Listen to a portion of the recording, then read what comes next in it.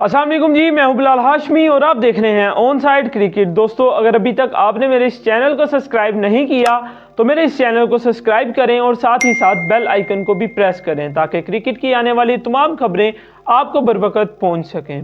दोस्तों, पाकिस्तान में world cup का जुनून जैसे ही खत्म हुआ, एक नए जुनून ने जन्म लिया और इस जुनून का नाम है पाकिस्तान सुपर लीग। दोस्तों, पाकिस्तान सुपर लीग का 9वां एडिशन 2024 में खेला जाएगा और इस एडिशन के ड्राफ्ट की डेट 12 दिसंबर 2023 है। लेकिन 12 दिसंबर 2023 से पहले बहुत सारी फ्रेंचाइजीज ने दूसरी फ्रेंचाइजीज के साथ अपने आइकॉन्स प्लेयर की ट्रेडिंग स्टार्ट कर दी है। इस पीएसएल में बहुत सारी टीमों ने अपने आइकॉन प्लेयर रिलीज करके दूसरी टीम को एज अ गिफ्ट किए हैं। आज की इस वीडियो में मैं बात करूंगा कि कौन कौन से प्लेयर ऐसे हैं जिनको दूसरी टीमों ने रिलीज किया है और उन प्लेयर को किन टीमों ने सिलेक्ट किया है और अपनी टीम की शानो शौकत बनाया है। तो वीडियो लास्ट तक देखिएगा, चैनल को सब्सक्राइब करना मत भूलिएगा। वीडियो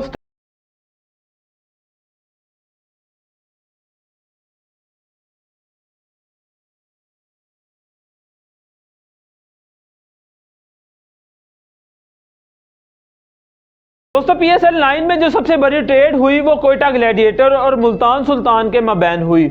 मुल्तान सुल्तान ने अपने आइकॉन प्लेयर को रिलीज किया रेली रूसो को, जबकि कोयटा ग्लैडिएटर ने इफ्तिखार अहमद को रिलीज किया। अब इन दोनों प्लेयर की जो ट्रेडिंग हुई उसमें इफ्तिखार अहमद अब मुल्तान सुल्तान का हिस्सा है और पहली बार पीएसएल की हिस्ट्री में मुल्तान सुल्तान को ज्वाइन करेंगे और मुल्तान सुल्तान की तरफ से खेलेंगे।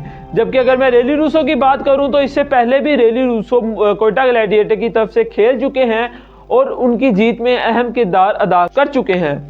लेकिन अब की बार रेली रूसो वापस गए कोयटा ग्लैडिएटर की टीम में, जबकि इफ्तिखार अहमद अब नए सुल्तान हैं मुल्तान सुल्तान के। मुल्तान सुल्तान की ये ट्रेड जो थी, ये पिक जो थी वो प्लेटिनम कैटेगरी की थी और बेहतरीन किस्म की अब तक की पिक समझी जा रही है।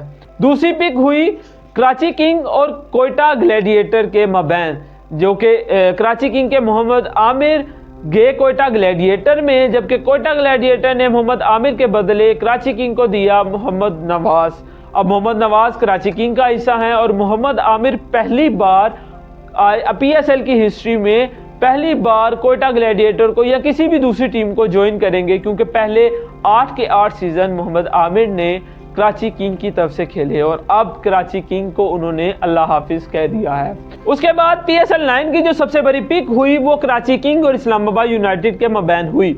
इस्लामाबाद यूनाइटेड ने अपने प्लेयर को रिलीज किया हसन अली को, जबकि कराची किंग ने अपने कैप्टन अपने आइकॉन प्लेयर को रिलीज किया इमाद वसीम को।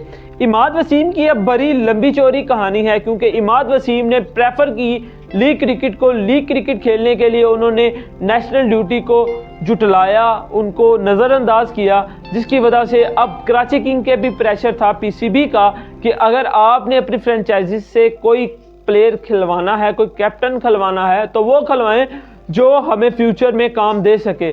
तो उसके चलते हुए इमाद वसीम को उन्होंने रिलीज़ किया और इमाद वसीम ने सीधा जंप किया इस्लामाबाद यूनाइटेड में और इस्लामाबाद यूनाइटेड ने भी उनको वेलकम किया और उनके बदले हसन अली को कराची किंग का हिस्सा बनाना बेहतर समझा। उसके बाद दोस्तों, जो बड़ी पिक हुई वो कोयटा ग्लैडिएटर और इस्लामाबाद यूनाइटेड के दरमियान में हुई। ये ऐसी पिक थी जिसकी तैयारी मुल्तान सुल्तान ने भी की थी, इस्लामाबाद यूनाइटेड ने भी की थी और पेशावर ज़ल्मी ने भी की हुई थी। कराची किंग के कोई चांसेस नहीं थे, लाहौर कलंदर के कोई चांसेस नहीं थे, वो इस दौर में इस रेस में काफ़ी मील दूर थे। लेकिन जो टॉप टीम थी वो इस्लामाबाद यूनाइटेड थी, मुल्तान सुल्तान थी और पेशावर ज़ल्मी थी। और ये ट्रेड थी नसीम शाह की। नसीम शाह अब चले गए हैं इस्लामाबाद यूनाइटेड में। मुल्तान सुल्तान के साथ इनका कोई कॉन्ट्रैक्ट नहीं हो सका, पेशावर ज़ल्मी के साथ इनका कोई कॉन्ट्रैक्ट नहीं हो सका। अब कोयटा ग्लैडिएटर का कॉन्ट्रैक्ट हो चुका है इस्लामाबाद यूनाइटेड के साथ। अब नसीम शाह इस्लामाबाद यूनाइटेड का हिस्सा हैं और इस्लामाबाद ने नसीम शाह के बदले उनको 2 प्लेयर गिफ्ट किए। एक इब्रार अहमद द मजिशियन, जो कि 5 तरह की डिलीवरियाँ करा सकते हैं और हमने वर्ल्ड कप में ये चीख चीख के बताया कि वो एक अच्छे स्पिनर हैं इंडिया की पिचेस में, लेकिन उसको मौका नहीं दिया गया। और ये भी बड़ा अच्छा हुआ कि इस्लामाबाद यूनाइटेड की तरफ से वो नहीं खेलेंगे, अब कोयटा की तरफ से खेलेंगे और उनको प्रॉपर चांस मिलेगा, क्योंकि इस्लामाबाद ने पिछली बार भी, पिछले सीज़न में भी इब्रार अहमद को आजमाया नहीं था, और जिसकी वजह से उनका ये वाला साल भी बिल्कुल वेस्ट गया। और साथ ही साथ उनके इमाद मोहम्मद वसीम जूनियर को उन्होंने रिलीज़ किया, अब वो कोयटा ग्लैडिएटर का हिस्सा है नसीम शाह के बदले। उसके बाद जो पिक होने जा रही है वो अहमद शहजाद की है। अहमद शहजाद के बाद साहिबजादा फरहान की भी पिक हो सकती है, क्योंकि ये दोनों प्लेयर ऐसे हैं जो नेशनल T20 कप में बेहतरीन किस्म का परफॉर्म कर रहे हैं। साहिबजादा फरहान को देखें तो वो भी कंटिन्यूसली रन्स कर रहे हैं, कंसिस्टेंसी के साथ रन्स कर रहे हैं, और यही हाल अहमद शहजाद का भी है। अहमद शहजाद जो नुमाइंदगी कर रहे हैं वो लाहौर वाइट की है नेशनल T20 कप में, और लाहौर वाइट जो है वो मिलती जुलती है लाहौर कलंदर के साथ। और ये PSL अहमद शहजाद के इंटरनेशनल कैरियर में वापसी का एक बेहतर और बेहतरीन रास्ता है। अहमद शहजाद के साथ साथ साहिबजादा फरहान भी अगले साल सेंट्रल कॉन्ट्रैक्ट का हिस्सा बनेंगे, जो कि हमारे चीफ सिलेक्टर वहाब रियाज ने कहा, और अब साहिबजादा फरहान को PSL में भी कंसीडर किया जाएगा। तो अब तक के लिए सिर्फ इतना ही। दुआओं में याद रखिएगा, चैनल को सब्सक्राइब करना मत भूलिएगा। अल्लाह हाफिज़।